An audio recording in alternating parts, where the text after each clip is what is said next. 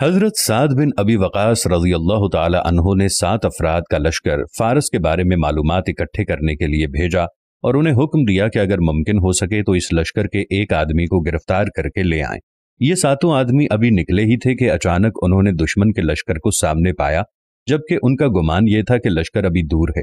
انہوں نے آپس میں مشورہ کر کے واپس پلٹنے کا فیصلہ کیا، مگر ان میں سے ایک آدمی نے امیر لشکر سعد رضی اللہ عنہ کی جانب سے ذمے لگائی گئی مہم کو لوٹنے سے انکار کر دیا اور یہ 6 افراد مسلمانوں کے لشکر کی جانب واپس لوٹ آئے، جبکہ ہمارا یہ بطل اپنی مہم کی ادائیگی کے لیے فارسیوں کے لشکر کی جانب تنہا بڑھتا چلا گیا۔ انہوں نے لشکر کے گرد ایک چکر لگایا اور اندر داخل ہونے کے لیے پانی کے نالوں کا انتخاب کیا اور اس میں سے گزرتے ہوئے فارسی لشکر کے ہراول دستوں تک جا پہنچا، جو کہ 40,000 لڑاکوں پر مشتمل تھے۔ پھر وہاں سے لشکر کے قلب سے گزرتا ہوا ایک سفید خیمے کے سامنے جا پہنچا، جس کے سامنے ایک بہترین گھوڑا بندھا ہوا تھا۔ اس نے جان لیا کہ یہ دشمن کے سپہ سالار رستم کا خیمہ ہے، چنانچہ یہ اپنی جگہ پر انتظار کرتے رہے یہاں تک کہ رات گہری ہو گئی۔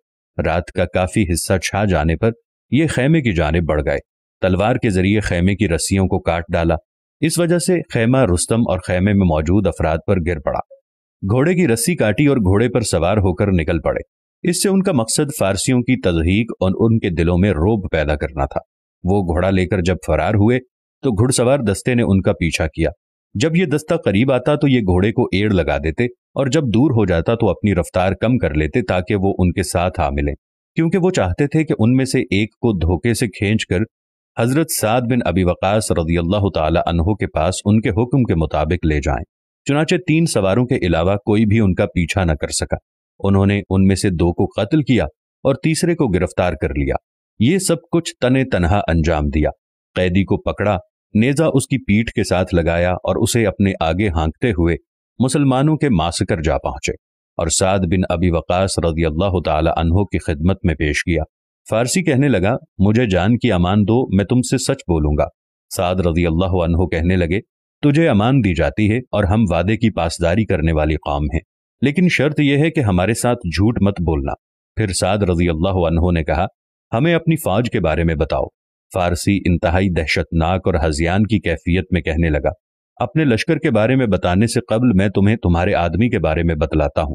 کہنے لگا، یہ آدمی ہم نے اس جیسا شخص آج تک نہیں دیکھا، میں ہوش سنبھالتے ہی جنگوں میں پلا بڑھا ہوں۔ اس آدمی نے 2 فوجی چھاونیوں کو عبور کیا جنہیں بڑی فوج بھی عبور نہ کر سکتی تھی، پھر سالار لشکر کا خیمہ کاٹا، اس کا گھوڑا بگا کر لے آیا۔ گھڑ سوار دستے نے اس کا پیچھا کیا، جن میں سے محض 3 ہی اس کی گرد کو پا سکے۔ ان میں سے ایک مارا گیا جسے ہم 1000 کے برابر سمجھتے تھے، پھر دوسرا مارا گیا جو ہمارے نزدیک 1000 افراد کے برابر تھا، اور دونوں میرے چچا کے بیٹے تھے۔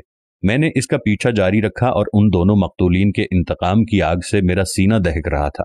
میرے علم میں فارس کا کوئی ایسا شخص نہیں جو قوت میں میرا مقابلہ کر سکے، اور جب میں اس سے ٹکرایا تو موت کو اپنے سر پر منڈلاتے ہوئے پایا۔ چنانچہ میں نے امان طلب کر کے قیدی بننا قبول کر لیا۔ اگر تمہارے پاس اس جیسے اور افراد ہیں تو تمہیں کوئی ہزیمت سے دوچار نہیں کر سکتا۔ پھر اس فارسی نے اسلام قبول کر لیا۔ کیا آپ جانتے ہیں کہ یہ عظیم بطل کون تھے جنہوں نے لشکر فارس کو دہشت زدہ کر دیا، ان کے سالار کو رسوا کیا اور ان کی صفوں میں نقب لگا کر واپس آ گئے؟